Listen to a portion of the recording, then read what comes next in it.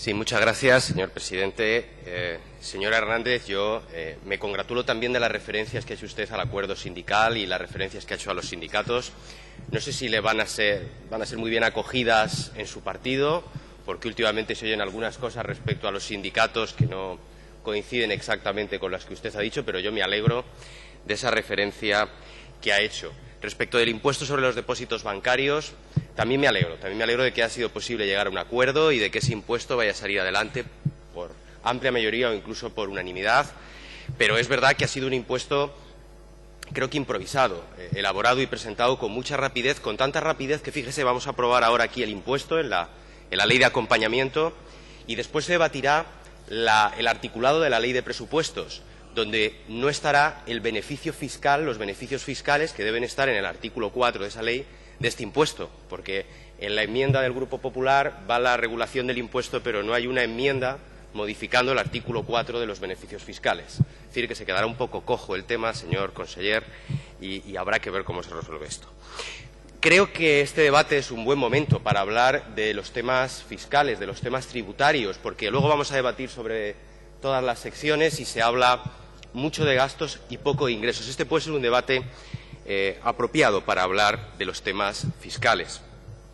Es verdad que han caído mucho los ingresos por tributos cedidos, pero fíjese, este gráfico, que además es un gráfico que presentó el conseller en rueda de prensa, en una de las ruedas de prensa, pone de relieve que esa caída no es una caída reciente, esa es una caída que se inicia en el año 2008 y la mayor parte de esa caída se produce hasta 2009. De los 3.084 millones de euros por tributos cedidos que se ingresaban en 2006, en el año 2009 ya solamente se ingresaban 1.400. El grueso de la caída se produce antes de 2009 o hasta 2009. Y, sin embargo, ha tardado mucho el Gobierno valenciano en reaccionar. Yo me acordaba ahora, se ha recordado antes también, de cuando debatíamos aquí en 2011 la recuperación del impuesto sobre patrimonio. Yo dije que había sido un error eliminarlo. Y se me contestaba, señor López, usted lo que quiere es cobrarles impuestos a los jubilados y a los desempleados. Y unos pocos meses después se recuperó el impuesto de patrimonio y en la memoria que acompañaba esa recuperación del impuesto de patrimonio se decía que se recuperaba para pedir un esfuerzo a los que más tenían. Luego pedí el impuesto sobre los depósitos bancarios y me dijeron que ese impuesto rompía el mercado único bancario europeo, ni más ni menos. Y que además era un impuesto demagógico, porque claro, ese dinero que pretendíamos ingresar con el impuesto sobre los depósitos bancarios, bueno, pues mire, 230 millones de euros. Podrían haber cobrado la paga extra el año pasado los empleados públicos y también nos podríamos haber ahorrado algunas de las medidas de recorte que se han venido aplicando. Otro ejemplo, el tema del impuesto sobre sucesiones y donaciones. A mí se me ha dicho aquí, cuando he pedido bajar la bonificación de ese impuesto, que es que quitar esa bonificación era que aquí queríamos que pagaran los muertos. Literalmente, el señor María Olano hace un año, ¿no? Bueno, pues mire, esa bonificación ya se ha rebajado y creo, es una opinión muy personal, pero creo que se seguirá rebajando, porque hay comunidades autónomas como Castilla y León que no tienen ninguna bonificación, que están mejor financiadas que nosotros y en la mesa de negociación del modelo de financiación autonómica probablemente habrá alguna comunidad, como hace también el señor Montoro, que nos eche en cara determinadas bonificaciones fiscales que no están en otras comunidades que tienen mejor financiación a través del modelo. Y hoy nos encontramos con nuevas propuestas fiscales por parte del Grupo Socialista. Yo voy a volver a insistir en la necesidad, por ejemplo, de establecer una escala creciente en el impuesto de transmisiones patrimoniales.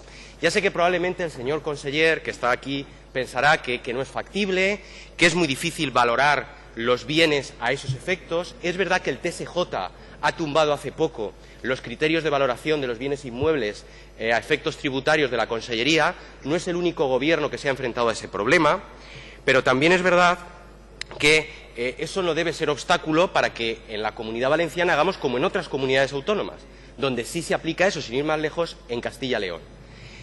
Bien es cierto que para que hiciéramos eso sería necesario dotar a la Administración tributaria valenciana con recursos humanos y materiales suficientes.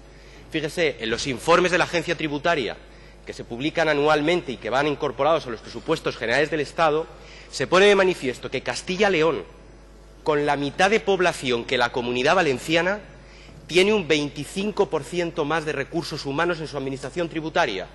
Y este es el camino, esta es la fórmula para poder aplicar este tipo de medidas, para poder tener una administración tributaria más eficaz, que recaude más y de manera más justa. Muchas gracias.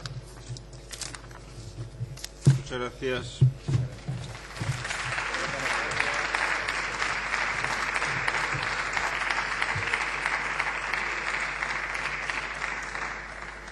El Grup Parlamentari Popular, senyor Hernández, per a tancar el debat.